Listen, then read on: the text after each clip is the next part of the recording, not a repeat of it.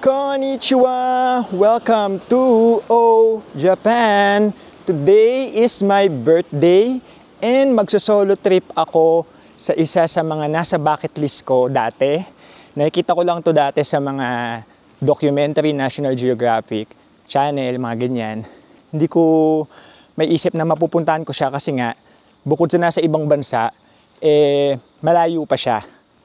Pero ito, nandito ako ngayon sa Jigokudani Monkey Park. 2 hours away to from Nagano City. Nagdalawang train ako and isang bus. So mga 2 hours din na biyahe yan. Hinihingal ako. So, meron pang magaganap na mga 30 to 40 minutes na hike mula dito sa pinagbabaan ko na bus station. Ayan, simula na ako sa pag-hike. Nasa kalsada pa naman din ako, pero ayan, meron akong nadaan ng shrine. Tapos ayan, mga puno-puno. And yes, ako lang mag-isa dito ngayon. Meron akong mga madadaanan dito na kagaya niyan. Mga kainan, bilihan ng kung ano-ano. Pero close pa kasi maaga pa. Hinahanap ko lang yung forest path. Mula dito kasi sa kalsada, meron tayong lilikuan na forest path. Ayan, nandito na ako sa start ng forest path. Meron ditong souvenir shops pero sarado pa. Mamaya sa akin yan. Ayan, simulan na natin ang hike. Kung nakikita nyo sa likod ko, may dalawang lola na nag-hike din sila. So wala akong karapatang magreklamo na nakakapagod to kasi sila nga nag-hike ko. Ito yung forest path. Madali naman siyang sundan and super ganda kasi nature na nature talaga. Nga lang, kapag winter, which is yun yung peak ng turista dito, kailangan yung mag-rent ng mga boots para hindi kayo madulas kasi medyo basa yung kalsada. Or magdala kayo ng sarili nyo kung gusto nyo. Merong pag-rentahan doon sa may Tourist Information Center. Yan, patuloy ang ating pag-hike. Medyo humihinto-hinto lang tayo syempre. Ganda ng paligid, pinagmamasdan lang natin. Nandun yung dalawang matanda sa likod. Pahinto-hinto din sila. Ayan, bukod daw sa mga snow monkey, meron pa ding ibang animals dito kagaya nitong Japanese Sero. Ano ba to? Parang kambing siya, oh. Tapos meron ding mga bear dito. At kung ano-ano pa. Pero safe naman tong path na to. Kasi kung hindi safe to, hindi sila magpapasok basta-basta ng turista dito. Medyo malamig dito, mga 22 degrees Celsius. Kasi nga bundok na to. Tapos medyo autumn na rin naman. Kaya later doon, mag-o-onsen or hot spring ako. So first time ko ding mag-onsen and hot spring. 12 pa daw pwede according dun sa nabasa ko. So while hindi pa bukas yung onsen, maglilibot-libot muna ako doon sa Monkey Park. Ayan, after 30 minutes na hike, nandito na ako sa Jigokudani Monkey Park. Pasok na tayo. Ayan. So, etong Jigokudani Monkey Park, bigyan ko lang kayo ng idea. Nasa gitna ito ng bundok, tapos may mga hot springs. Yung mga unggoy or snow monkey, bumababa sila sa hot spring para magpainit kapag winter. Tapos ngayon, nakasanayan na nila na kahit hindi winter, bumababa sila dun sa hot springs para magpainit. Kaya siya naging sikat na tourist destination. Nakita niyo yung umuusok ngayon, geyser yata tawag dyan. Punta tayo dyan mamaya. For now, panik muna tayo dito sa Snow Monkey Park. So, hindi pala bumababa yung mga monkey sa onsen. Hindi ko alam. Basta doon pang tao na onsen yun na hot springs. Dito daw yata sa taas yung hot springs na pinababaan ng mga monkey. Ayan, konting hike lang. Papunta dun sa mga monkey. Sana nandito sila kasi hindi daw sila palaging bumababa ng mountains. Pagka kasi summer, autumn, meron daw silang mga pagkain sa bundok. So, hindi sila masyadong bumababa dito. Mga kasabay ko, sila Lola at si Kuya. Nagpa-picture kami kanina, magkakasama. Oh, nakikita ko na yung onsen na susubukan ko mamaya. Nandun sa baba. Ayun. Yun yung hot spring. Namaya hot spring tayo dyan. Ayan, gaya nga ng sabi ko kanina, tsambahan para makakita kayo ng monkey. Ngayon nakalagay, no monkeys now daw. Yun, nakalagay doon, no monkeys now. Ticket, 800 yen for adult and 400 pa sa mga bagets. Bukas sila ng 8:30 to 5 p.m. So, pasok tayo, bili tayo ng ticket. Kapasok na ako, kasama sa entrance yung ticket syempre, tapos may postcard sila. Kaya hindi na ako bibili ng postcard doon sa kanilang souvenir shop. Yun nga, unfortunately, walang monkey ngayon. Hindi sila bumaba. Bumaba naman kayo. Pero tinanong ko kung mamaya ba meron. Hindi daw din niya sure. Pero mag-aantay ako kasi nga, yung onsen, yung hot spring dun sa kabila, 12 pa pwedeng mag-try. And, alas 9 pa lang. So, 3 hours tayo dito.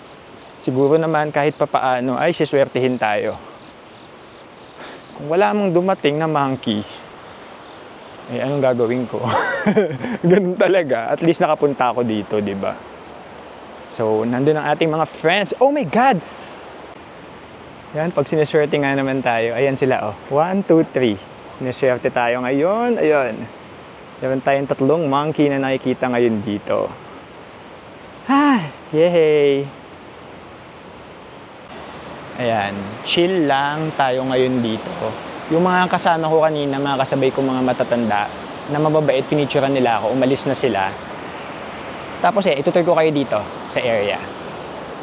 So, again, kagaya na sinabi ko kanina, nandoon yung ryokan, yung inn, na may onsen or hot spring.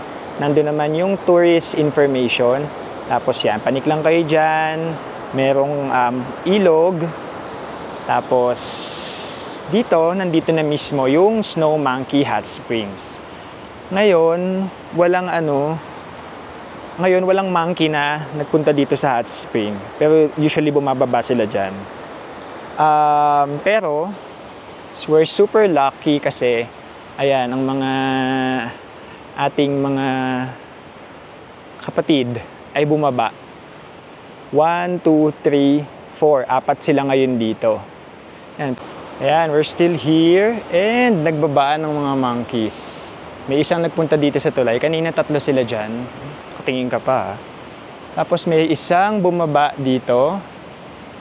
Umihi pa kanina yan. Tapos yung isa naman dito. Mababait naman sila, hindi sila naman lumalapit sa'yo. Dadaan-daanan ka lang nila. Huwag mo lang silang iinisin o sasaktan. O huwag ka na lang maglalabas din ng pagkain kasi bawal. Tapos pwede naman kayo magtingin. Meron silang live camera dito. Video and picture yan. Makikita mo sa website nila kung may mga monkeys na nasa hot springs or nandito sa area. Ito naman bubuyog na to, kanina pa, ayaw tumigil. Ayan, nandito pa din ako, mga 20 minutes na yata ako dito. And yung mga monkeys nandito pa din. Nakakatawa, nagpakulay ako ng buhok ng isang araw. Ash brown. Tapos ang ending, ayun, magkakakulay kami ng buhok ng mga to. Diba? Ito naman yung dalawa. Chill-chill lang sila dyan kanina pa. Baba na kayo sa hot spring. Sige na, para meron tayong magandang shot.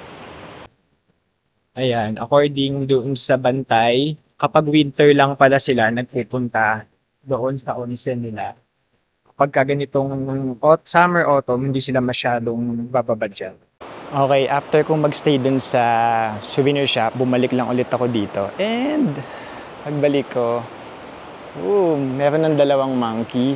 Ayun sila 2 na bumaba doon sa hot spring.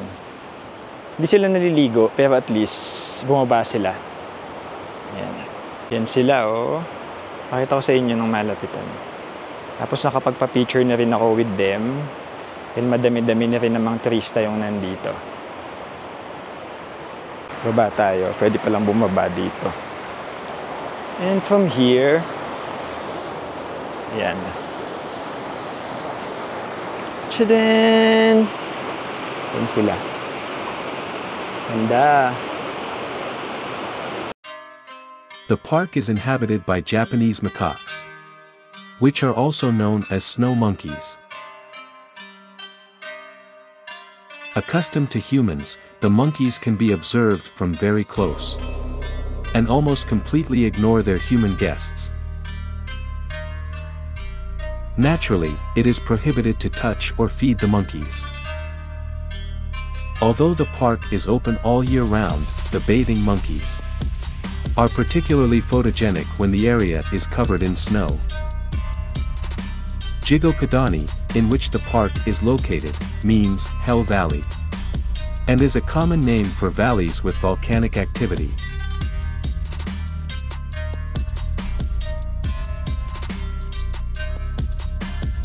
Okay, nandito ako ngayon sa souvenir shop nila.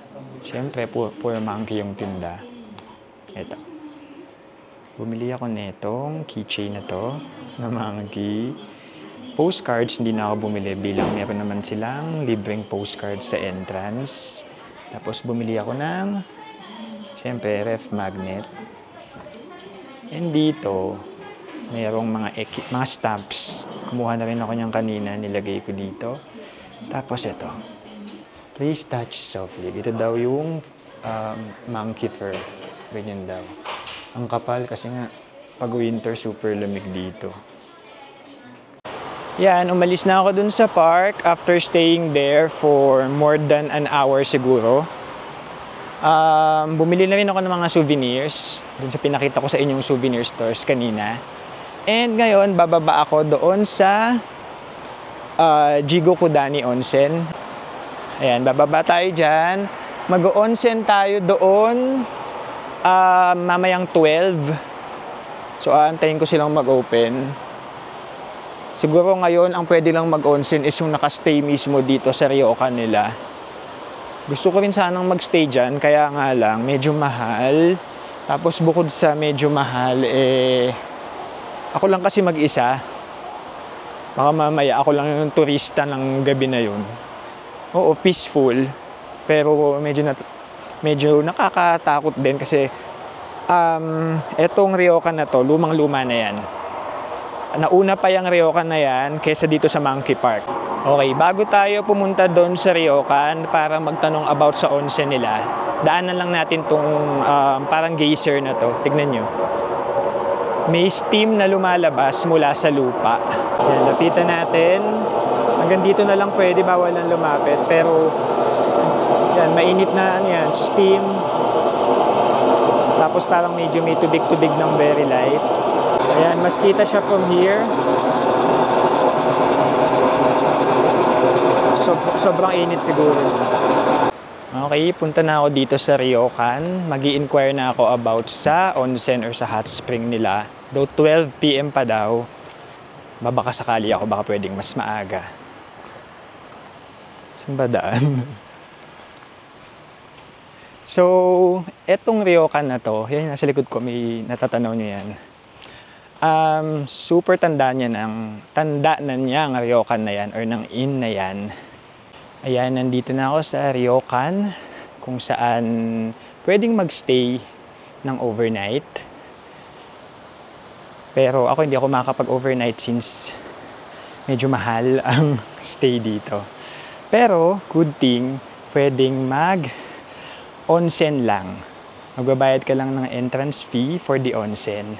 Tapos makaka-experience ka na ng onsen or hot spring na hindi lang basta-basta onsen. Onsen siya na nasa labas. Tanaw mo yung paligid, bundok, nature and all. And hopefully meron din tayong monkey na makita ulit. So ayan, 12 to 4 bukas yung kanilang onsen or hot spring. Admission fee is 1,200 yen, mga 400 pesos sa atin for adult and 600 naman for 3 to 12 years old. Meron din sila ditong menu for food and drinks, though may baon naman akong pagkain. So mag-aantay tayo na magbukas sila ng 12 bago ako makapag-try. Pero ayan yung loob ng ryokan. Okay. 12 pa yung bukas ng onsen. 11:20 pa lang. So, lakad-lakad lang ako dito, tambay-tambay. Medyo dumadami na yung turista. Baba lang tayo dito. Hawakan ko lang yung tubig. No-curious ako kung malamig ba siya or mainit. Bilang hot spring nga. May mga nakikita akong steam dun sa mga bato-bato, medyo may usok na lumalabas. So ine-expect ko mainit to.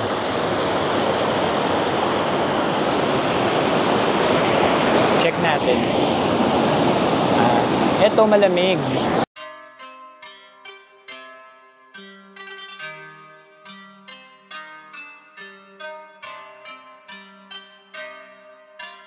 Okay, nandito na ako sa loob ng ryokan para mag-onsen. Nagbayad ako ng 1,200 yen. Pwede naman daw mag-camera and photos. Basta, wag kong pakita yung ibang naliligo. Which is parang wala naman. Parang ako lang. Ang sabi, kailangan daw nakahubad. Nasa labas yun. Mga Japanese daw kasi naguhubad, hubot-hubad. Pero ako, tinanong ko kung pwedeng mag-short. Pwede naman daw. Bilang hindi naman tayo sanay sa ganun. Ayan. Minsan daw lumalabas yung mga monkey dun sa hot spring sa labas.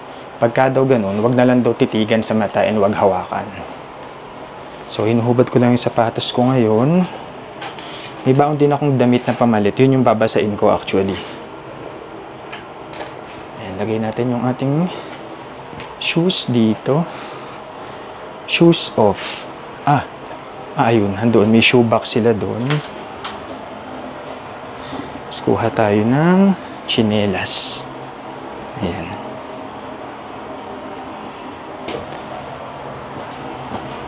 Kala ko nga walang tao kasi wala talagang tao. Nawawala na ako ng pag-asa. Tinang dumating si tatay. Ayan siya. So, ayan. Bago tayo lumublob sa hot spring, kailangan muna nating maligo. So, hiwala yung lalaki sa babae. And wala naman tao ngayon. So, carry lang. Pero hindi na ako magbi-video sa loob, syempre.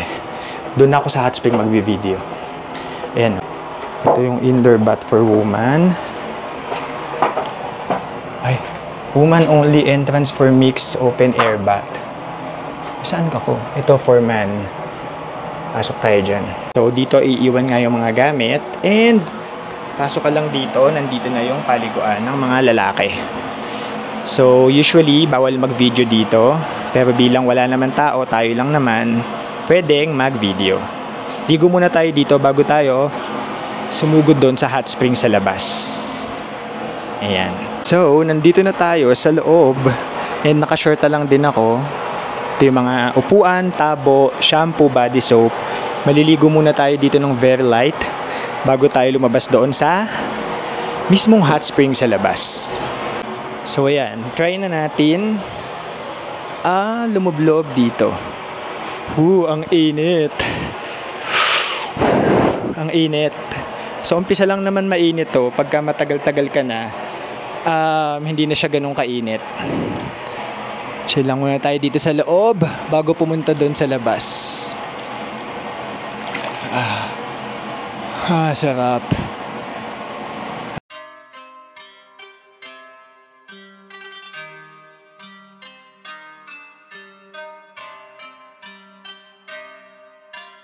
Ito yung tuktok. Medyo mataas yung roof niya. So after dito sa loob, labas naman tayo. Kaya lang, close the door daw kasi nga baka pumasok yung mga monkey.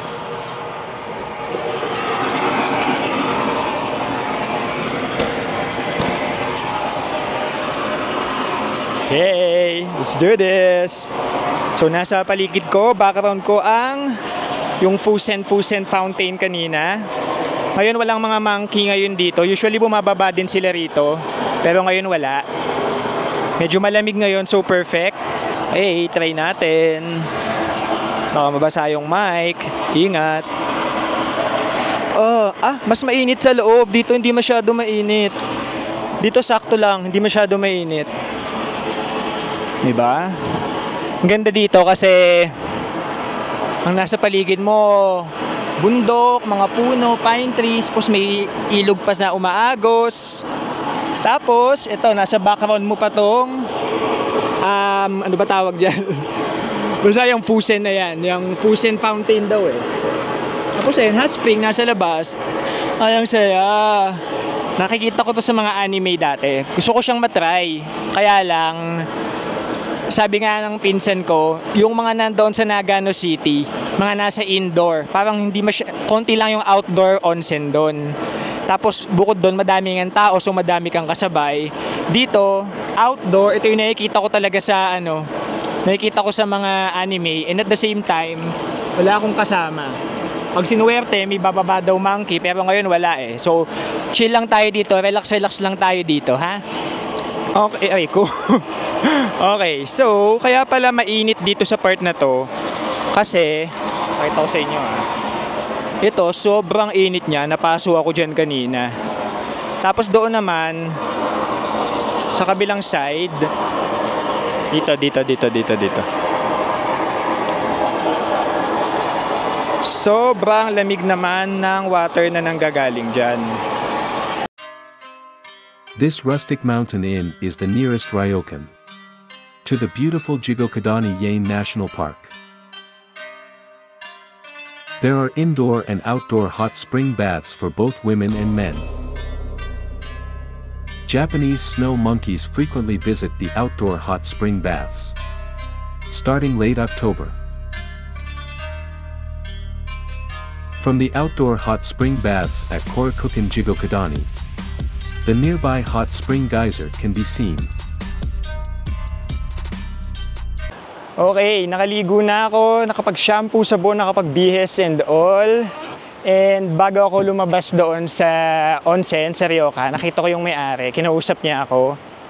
Sabi niya sa akin, yun nga daw, 1860 pa daw, bukas tong yung ryokan nila and onsen. Super swerte ko kasi nga, kakatapos lang ng summer, kakastart lang ng autumn. Ito yung season na hindi bumababa yung mga monkeys. Ilang araw na silang hindi bumababa according dun sa Facebook page. Pero kanina pagdating ko, nakita ko no monkeys nakalagay, pero pumasok pa din ako. Nakita ko yun, swerte. Nagulat kami ng mga kasama kong matatanda na may 4 na monkeys na bumaba. Tapos hindi lang sila basta bumaba. Nagstay sila ng matagal doon.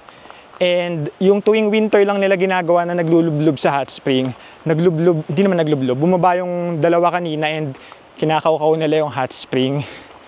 So, nakapagpa-picture ako doon. And, ang swerte ko palalo kasi, habang nag-hot spring ako, yung isang monkey, hindi siya naglublob, lumapit siya, dumaan siya dun sa hot spring. Which is, yun nga, very unusual pagka ganitong mga summer and autumn. Sabi nga nung may-ari, pag winter daw talaga sila bumababa doon. Ayan, naglalakad na ako pabalik doon sa bus station. So, mga 20 to 30 minutes walk ulit ito. Hanggang sa susunod na episode ng Oh Japan! Bye!